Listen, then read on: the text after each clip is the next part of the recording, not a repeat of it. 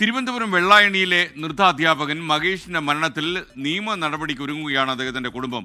മുഖ്യമന്ത്രിക്കും Thiruvananthapuram city police കമ്മീഷണർക്കും പരാതി നൽകും. പോലീസിന്റെ അന്വേഷണത്തിൽ തൃപ്തിയില്ലാത്തതുകൊണ്ടാണ് ഈ പരാതി കൊടുക്കാൻ കുടുംബം തീരുമാനിച്ചിരിക്കുന്നത്. മഹേഷിന്റെ ശരീരത്തിൽ 22-ലധികം മുറിവുകൾ ഉണ്ടായി, ക്ഷതങ്ങളുമൊക്കെ ഉണ്ടായിരുന്നു. പോസ്റ്റ്മോർട്ടം റിപ്പോർട്ടിലാണ് ഇതൊക്കെ കണ്ടെത്തിയിരിക്കുന്നത്. ഷെബീദ് റാവുത്തർ ലേറ്റസ്റ്റ് വിവരങ്ങളുമായി ചേരുകയാണ്. Shebeed, good morning. ഷെബീദ്, വിശദാംശങ്ങൾ. കുടുംബം ഇപ്പോഴും അവരുടെ പരാതിയിൽ ഉറച്ചു നിൽക്കുകയാണോ?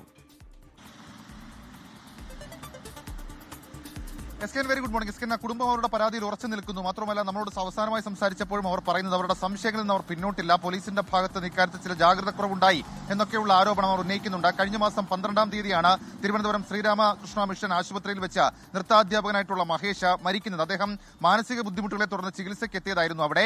എന്നാൽ അതിനുശേഷം അവിടുത്തെ സെക്യൂരിറ്റി ജീവനക്കാർ ഉൾപ്പെടെ അദ്ദേഹത്തെ കയ്യേറ്റം ചെയ്തു എന്നുള്ളതാണ് കുടുംബത്തിന്റെ ആരോപണം. 22-ലധികം മുറിവുകളും ക്ഷതങ്ങളും മഹേഷിന്റെ ദേഹത്തുണ്ടായിരുന്നു എന്നുള്ളതാണ് പോസ്റ്റ്മോർട്ടം റിപ്പോർട്ട്. എന്നാൽ ആ മർദ്ദനങ്ങൾ അല്ലെങ്കിൽ ആ മുറിവുകൾ ഏതെങ്കിലും തരത്തിൽ മരണത്തിലേക്ക് ലീഡ് ചെയ്തിട്ടുണ്ട് എന്ന് പോസ്റ്റ്മോർട്ടം റിപ്പോർട്ടിൽ പറഞ്ഞിട്ടുമില്ല. കഴിഞ്ഞ ദിവസവും നമ്മൾ മ്യൂസിയം പോലീസുമായി സംസാരിച്ചിരുന്നു. മ്യൂസിയം പോലീസ് പറയുന്നത് ലീഡ് ടു ഡെത്ത് എന്ന കാരണത്തിലേക്ക് എത്താൻ ഇതുവരെയും ഒരു ഫൈൻഡിങ്സ് ഇല്ല. അതായത് മരണകാരണം വ്യക്തമല്ല. അതുകൊണ്ട് തന്നെ ആന്തരികാവയവങ്ങൾ രാസപരിശോധനയ്ക്ക് അയച്ചിട്ടുണ്ട്.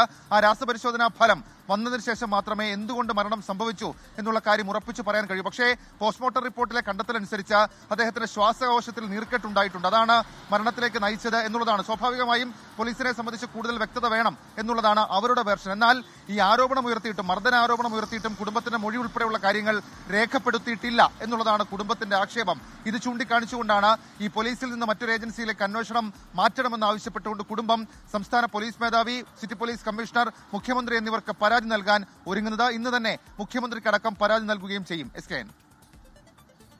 Thank you Shebeed Rawther. ലോകത്തെവിടെയായാലും ഏത് സമയത്തും 24 വാർത്തകളും ഓഗ്മെന്റഡ് റിയാലിറ്റി പാക്കേജുകളും എക്സ്പ്ലെയിനറുകളും വിശദമായി കാണാൻ ഞങ്ങളുടെ യൂട്യൂബ് ചാനൽ നിങ്ങൾക്ക് സബ്സ്ക്രൈബ് ചെയ്യാം.